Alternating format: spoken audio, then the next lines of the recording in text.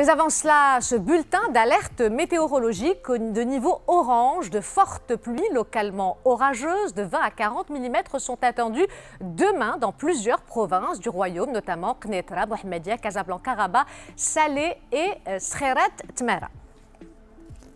Et si vous prenez la route, soyez donc vigilants demain. En parlant de route, depuis quelques mois, le trafic est perturbé sur la route nationale numéro 17 reliant Oujda à Jrada.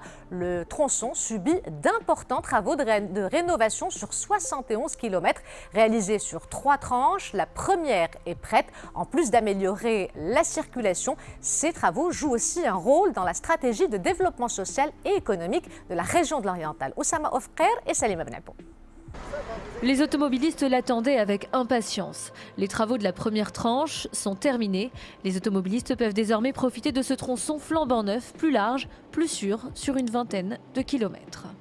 Je fais la navette quotidiennement entre Jrada et Oujda. Ce n'était pas évident avant. Le tronçon était abîmé. Je suis très heureux. Nous attendons maintenant que les travaux des tranches suivantes prennent fin. Dans quelques semaines, les automobilistes pourront profiter de 22 km supplémentaires. Le taux d'avancement des travaux de la deuxième tranche a atteint 75%. L'objectif principal de ce projet est d'améliorer le service proposé aux usagers de cette route, et ce à travers son élargissement à 9 mètres, ce qui permettra dans le même temps d'améliorer la sécurité sur ce tronçon. L'investissement de quelques 311 millions de dirhams vise à rénover au total les 71 km de cette route reliant Oujda à Jrada. Zinqa Contact, dernier film de Smaïl Erraqi, est sorti aujourd'hui dans les salles. Ce drame romantique raconte en 2 heures l'histoire d'un rocker has-been qui a perdu sa voix et qui revient à Casablanca, sa ville natale, où il fait la rencontre explosive de Raja, campé par Khansa Batma, une diva à la voix impressionnante qui exerce le plus vieux métier du monde. Les 2 protagonistes écument les nuits noires de la ville blanche et tombent éperdument amoureux, mais leur passion est vite rattrapée par leur passé. Reportage Mustafa Saïdouni sur un récit de Samia Haris. Casablanca est sans conteste un personnage à part entière dans Zinqa Contact. La ville blanche, rebelle et irrévérencieuse est le théâtre idéal de ce thriller urbain.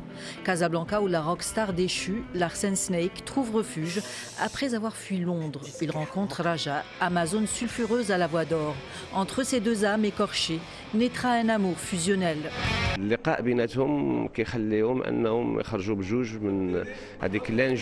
Leur rencontre leur permet de dépasser l'injustice et l'engrenage social et psychologique de leur vie. Les conditions de tournage de ce film étaient exemplaires.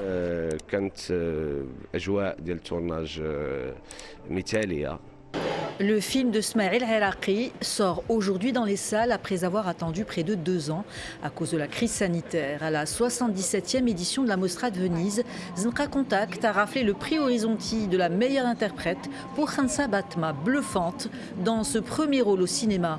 Un film résolument rock.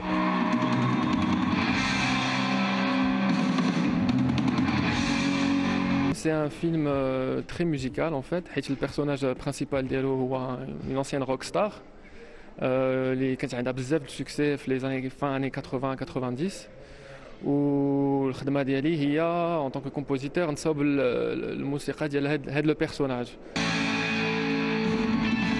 Un film drôle, émouvant, rythmé et énergique à la Quentin Tarantino, Burning Casablanca, titre international du film, est un vrai moment de cinéma.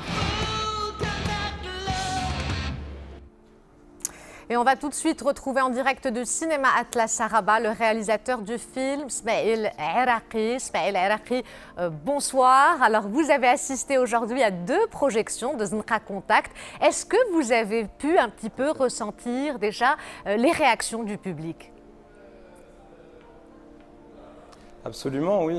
Déjà, il y a cette attente que nous, on avait. C'est-à-dire que, comme vous le disiez dans le sujet, nous, ça fait maintenant 1 an en fait, qu'on attend cette sortie. Depuis Venise, on a été largement stoppé par la pandémie. Et on attendait qu'enfin cette rencontre avec le public marocain se fasse parce qu'on a joué plein de matchs à l'étranger. Le film a eu plein de sélections et plein de prix dans des festivals à l'étranger. Mais la finale de notre Coupe du Monde, c'est la rencontre avec le public marocain. Donc il y avait cette attente de notre notre part, mais surtout ce qu'on a senti là et auquel on n'était pas préparé, c'est l'attente du public. Ici à Rabat, à l'avant-première aussi à Casablanca, et la joie qui se dégageait, l'émotion qui se dégageait, et ça c'est très très très fort. Alors Smaïl Erraqi, vous avez déclaré que ce road movie résume un peu tout ce que vous aimez, le rock'n'roll, le style western, les serpents et les motos. Est-ce que ce sont toutes ces passions qui vous ont permis de réussir ce film qui mélange, on va le dire avec justesse, différents registres entre le polar, le western, la comédie romantique et musicale et le drame psychologique? Écoutez, mon objectif, je ne sais pas si c'est la réussite, ce que je peux dire, c'est que c'est un film qui a été vraiment comme un incendie en fait. C'est-à-dire que ça faisait vraiment feu de tout bois en moi, ça avançait comme un feu de forêt. Vous voyez ces images de feu de forêt où ça dévore tout sur son passage, et ben c'était exactement ça. C'est-à-dire que c'est un film qui est fait d'une façon qui est totalement sincère, comme vous le dites. Il y a tout ce que j'aime, mais aussi c'est écrit pour les comédiens que j'aime. C'est Aïd Bey, Khansa Batman, pour Fatima Atef, pour Rafir Boubker, Mourad Zawi. Mais aussi, il n'y a pas que ce que j'aime, parce qu'il y a des choses très personnelles. Il y a même il y a mes disques, il y a mes fringues. C'est tourné dans la maison de ma grand-mère. On entend même la voix de ma mère dans le film. C'est quelque chose qui me sont très très proches. Il y a ma bague dans le film. Mais il y a aussi tout, disons, ce dont j'ai peur ou ce que je crains ou des souvenirs, des visions. C'est un film qui est né aussi un peu comme une sorte de pansement sur une blessure qui était celle du Bataclan, dont je suis sorti survivant en 2015. Et donc il y a dans le film aussi des images, des cauchemars, des visions, des hallucinations qui sont tirées directement d'une période très sombre de ma vie. Alors, donc tout ça justement, à propos du Bataclan, vous avez Zunqa survécu aux attentats du Bataclan. Hein. Est-ce que c'est une manière pour vous, une façon d'exorciser les souvenirs de cet attentat? Écoutez, ce ne sont pas des souvenirs. J'aimerais que ça le soit, mais ce dont parle le film, c'est que ce que j'ai découvert en fait en sortant comme ça vivant du Bataclan, c'est que j'étais pas encore un survivant. Parce que vous savez, on n'est pas un pur esprit qui a un corps, on est un corps. Et ce corps a une mémoire qui peut être extrêmement douloureuse. Et donc en fait, quand vous vivez un événement très traumatique comme ça, ce que j'ai découvert après en rencontrant en fait beaucoup de gens qui avaient vécu des événements traumatiques très différents d'ailleurs de moi, hein, des victimes de viol, beaucoup, des victimes d'agression, de violence, des militaires qui revenaient de zones de guerre, même des gens qui étaient là pour la guerre du Liban, donc des choses qui étaient extrêmement anciennes. Et ben, ce que j'ai découvert, c'est qu'en fait, comme je vous le dis, on est un corps et en fait, ces choses-là, elles s'inscrivent en vous. Donc ce sont plutôt des reviviscences, c'est-à-dire que ce sont des sensations qui s'inscrivent en vous et qui font que lorsque cet événement vous revient, sous une forme qui est très hallucinatoire en fait, et ben, ça revient au présent, c'est pas au passé. Donc justement, votre but, c'est d'en faire un souvenir, que ce soit dans votre passé et plus dans votre présent. Et donc c'est comme ça que de victime, on devient survivant. Et donc c'est ça qui est dans le film en fait, c'est-à-dire que le trajet des personnages, c'est comment de victime on devient un survivant.